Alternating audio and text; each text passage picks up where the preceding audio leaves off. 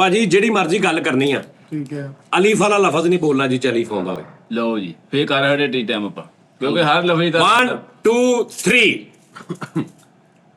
ਇਦਾਂ ਦੇ ਅਸੀਂ ਚਲੋ ਜੀ। ਨਹੀਂ ਕਹਿ ਸਕਦੇ। ਹੋਰ ਬਈ ਚਲੋ ਜੀ। ਕਿਉਂ ਬਈ ਬਿਠੇ ਬਸ ਭਰਾਵਾ ਆ ਗਿਆ ਲਫ਼ਜ਼ ਬਸ ਭਰਾ ਪੇ ਭਰਾ ਅਲੀਫ ਆ ਗਿਆ। ਬਸ ਸਾਜੀ ਕੋ ਸੁੱਟ ਸਟੇਗੀ ਵਾਲੀ ਗੇਮ ਕਰਕੇ ਚਲੋ ਛੋਟੇ ਸਟੇਜ ਵਾਲੀ ਕਰ ਲੈਂਦੇ। ਬੈਣ ਦੀ ਹਿੰਮਤ ਨਹੀਂ ਹੈ ਹਾਂਜੀ। ਮੇਰੇ ਚ। ਦੇਖ ਅਲਿਫ ਨਹੀਂ ਹੈ। ਓਏ ਹੈ ਬੈਣ ਦੀ ਹਿੰਮਤ ਨਹੀਂ ਹੈ ਮੇਰੇ ਚ। ਨਹੀਂ ਸ਼ੋ ਕਿਉਂ? ਥੱਕਿਆ ਵਾਂ। ਕੀ ਵਜ੍ਹਾ? ਕਿਆ ਵਾ ਹੈ ਗਲਤ ਹੋ ਗਿਆ, ਥੱਕਿਆ ਚੱਲੀ ਤਾਂ ਆ ਗਿਆ। ਤਾਂ ਜੀ ਜੁਗਤ ਕਰਨੀ ਵਿੱਚ ਲਫਨਾ ਹੋਵੇ। ਕੀ ਵਜ੍ਹਾ? ਥਕਾਵਟ, ਕਮਜ਼ੋਰੀ, ਹਾਂ ਕਿਦੋਂ ਦੀ? ਵਾਹ ਕੱਲ ਪਰਸੋਂ ਮਹੀਨੇ ਦੀ, ਮਹੀਨੇ ਤੋਂ ਅੱਛਾ ਦਰਦ, ਅੱਛਾ ਆ ਗਿਆ ਅੱਛਾ ਤੇ ਮੈਂ ਵੈਸੇ ਹੀ ਕਿਹਾ। ਦਰਦ ਜਿਸਮ ਤੋੜ ਗੱਲ ਹੋਈ ਹੋਣੀ। ਗੱਲ ਕਰਨ ਨਾਲ ਹੀ ਹੁੰਦੀ। ਨਾਲ ਹੁੰਦੀ ਲਫ਼ਜ਼ ਇੰਨਾ ਮਸ਼ਹੂਰ ਲਫ਼ਜ਼ ਆ। ਸੁਬਹ ਕਿੱਥੇ ਸੀ? ਮੰਜੀ ਤੇ।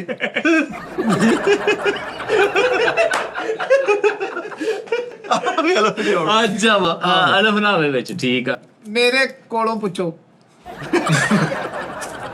ਚੱਲ ਵੀ ਨੋਨੀ ਨਾ ਗਿਣ ਕੇ ਗੱਲ ਹਾਂ, ਕੀਤੀ। ਚਲੋ ਜੀ ਨੋਨੀ ਨਾ। Okay. ਹਾਂਜੀ ਨੋਨੀ ਸਾਹਿਬ। ਮੇਰੀ ਸਮਝ ਚ ਵੜ ਗਈ, ਮੇਰੀ ਸਮਝ ਚ ਵੜ ਗਈ ਗੱਲ। ਹਾਂ ਹਾਂ ਕੀ ਕਰੀਏ? ਮੈਨੂੰ ਪੁੱਛੋ। ਤਾਂ ਤਬੀਅਤ ਦੀ ਦੱਸ। ਠੀਕ ਠੀਕ ਠੀਕ ਠੀਕ ਆ। ਆ ਗਿਆ ਨਹੀਂ ਅਲਬੱਦਾ ਆਇਆ ਵਾਲੇ ਵੀ ਨਹੀਂ ਆਇਆ, ਦੋ ਆ। ਉਹੀ ਹੋ ਗਿਆ। ਉਹੀ ਹੋ ਗਿਆ ਬੇਟੇ। ਤਬੀਅਤ ਦੀ ਦੱਸ। ਕਨਫਿਊਜ਼ ਤਬੀਅਤ ਠੀਕ ਲੈ ਇੱਥੇ ਫਸਿਆ ਖੁਸ਼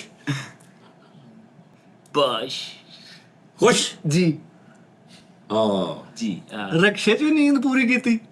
ਹਾਂ ਓ ਵਾਹ ਵਾਹ ਵਾਹ ਵਾਹ। ਤੇਜ਼ ਵਾਹ। ਰਕਸ਼ੇ ਚ ਨੀਂਦ ਪੂਰੀ ਕੀਤੀ। ਸੁਤੇਰੇ